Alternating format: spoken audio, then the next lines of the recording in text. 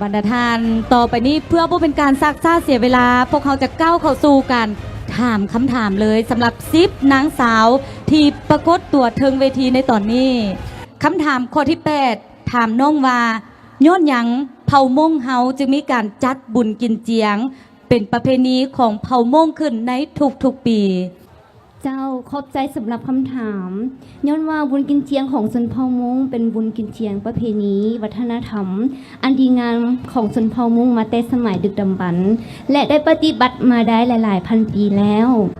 น้องคิดว่าจะมีวิธีใดเพื่อเฮ็ดให้สาวหนุ่มมงบ่ลืมประเพณีของมงน้องคิดว่าเฮาควรสนับสนุนให้สาวหนุ่มมงเขาเฮียนประเพณีมงโดยการเปิดศูนย์ฝึกอบรมเกี่ยวกับประเพณีมงสิทธิสอนเฮียนฮู้เกี่ยวกับเครื่องดนตรีและกีฬาที่เป็นเอกลักษณ์ของเผ่ามงและในทุกๆปีของบุญกินเจียงควรจัดกิจกรรมแข่งขันเส้นแข่งขันเป่าแคนแข่งขันขับลำและอื่นๆ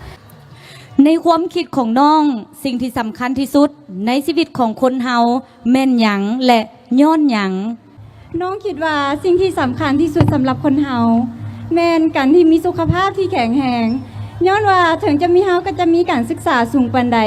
จะมีเงินค้ำหลายปานใดก็ตามแต่ถ้าสุขภาพเฮาบ่อำนวยเฮาก็จะบ่สามารถเฮ็ดหยังได้但是呢筹备人才质量要找小路上天的呀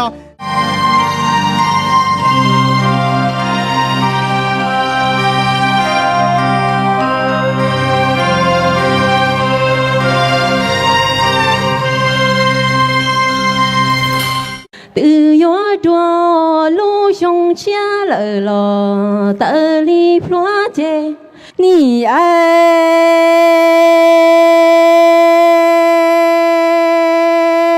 trong lao tha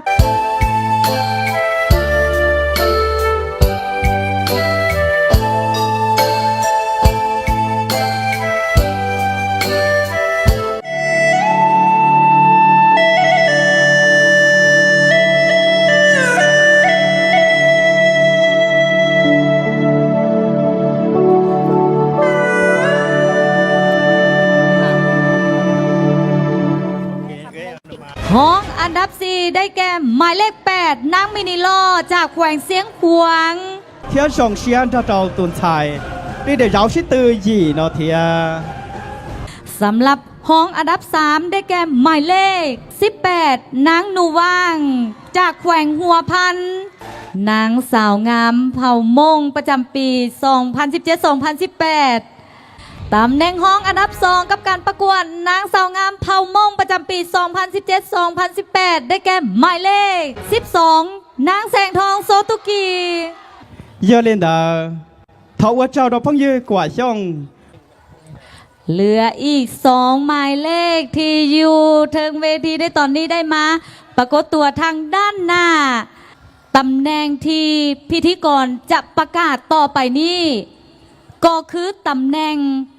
นางสาวงามเผ่ามงประจำปี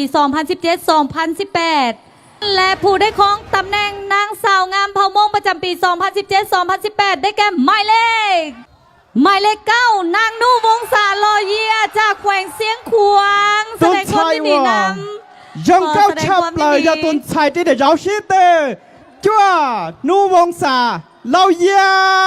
ซึ่งก็หมายความว่าหมายเลข16นางไหมลี่กว่าหนึ่งใจได้หับห้องอันดับ1กับตำแหน่งนางสาวจากแขวงหัวพันตุนชายว่ายาเตาที่อย่าตุนชายที่เดี๋ยวเราชิเตอเก่าวันนี้เสด็จเตาใช้ตาชินอเจียเลยนะเขาเสด็จมาเตยช่องเจีย